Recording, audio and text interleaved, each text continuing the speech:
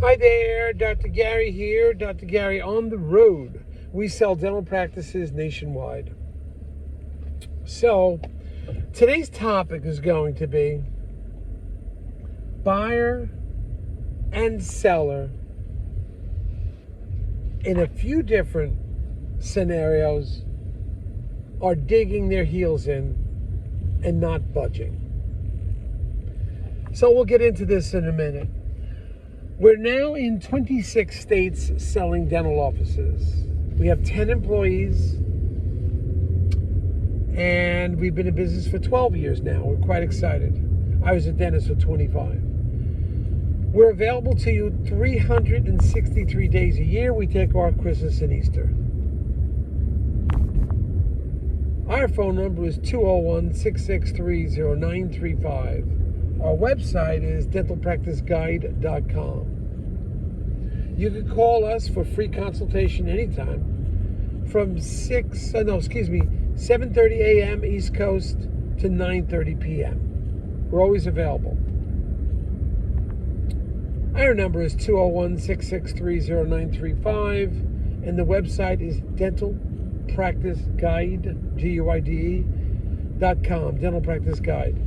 So look us up. We have a lot of good information on there too, testimonials and everything else. So we're looking forward to hearing from you. And if you need a free consultation, just call us. Also, if you are a seller selling a large practice to a DSO, give us a ring. DSOs pay our commission, and sometimes we can get your legal fees reimbursed at closing. The beauty of working with us, you're not paying a commission, and we can pick and choose who we think are the best, because we work with like the top 5, 6 in the country, and some small ones too. But we think we'll get the best one that will fit your criteria, fit what you're looking for. So give us a ring, because we are independent, and we don't belong to any DSO or anything like that, but we do recommend them. We've got some great ones out there, and we've worked with in the past. So anyway, let's get into this. You had a couple of situations simultaneously. The buyer or seller is digging the heel in, and they're not budging, and it looks like they're walking away.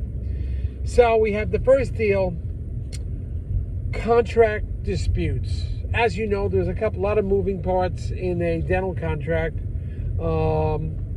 such as work in progress, access to records, remake policy, restrictive covenant, and all of these. There's several moving parts that have to be negotiated. Also, a big one is the allocation of purchase price. How much to the patient records or goodwill, and how much to the equipment in the office. That's a big dispute too. So we have a buyer and a seller disputing over a contract issue. I don't want to get into it now what the contract issue is. It is a contract issue. They agree on price, but they're not agreeing on a contract issue. Now, mind you, both of these buyer and seller have great attorneys, great dental attorneys. You've got to have a dental attorney, because a dental attorney has been through this so many times. They take the emotion out of everything. And the two attorneys are very highly experienced. I work with both of them, but they're having trouble coming to getting the deal together, because buyers digging in, sticking to their boots, seller sticking in, sticking to their boots. Nobody's budging. Now, this does happen. On the buyer's behalf, I say, look, in a few months you'll make up the difference for the monetary value of the contract you're negotiating, you're in dispute about.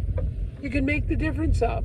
I once knew an attorney that said it doesn't matter if you pay 10 or 12 or 15% more for a practice than you're comfortable with, because you're going to make up the difference.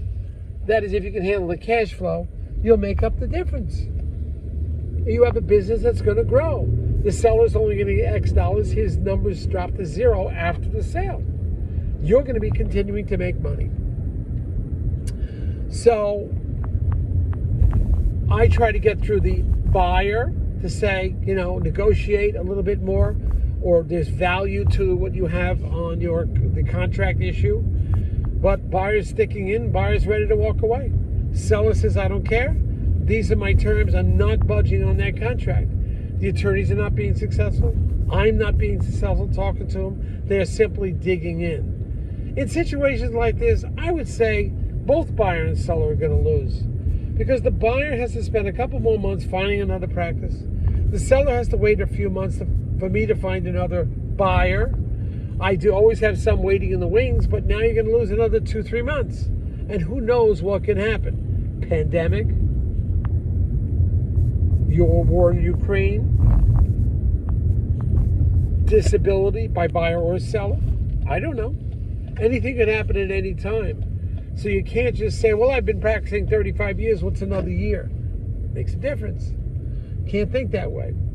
So this is what happens. Buyer and seller both digging in. I don't know what's going to happen. Attorneys are great. They're going to do whatever they can to get this deal moved along. It doesn't seem to be working. I feel the buyer and seller will both lose.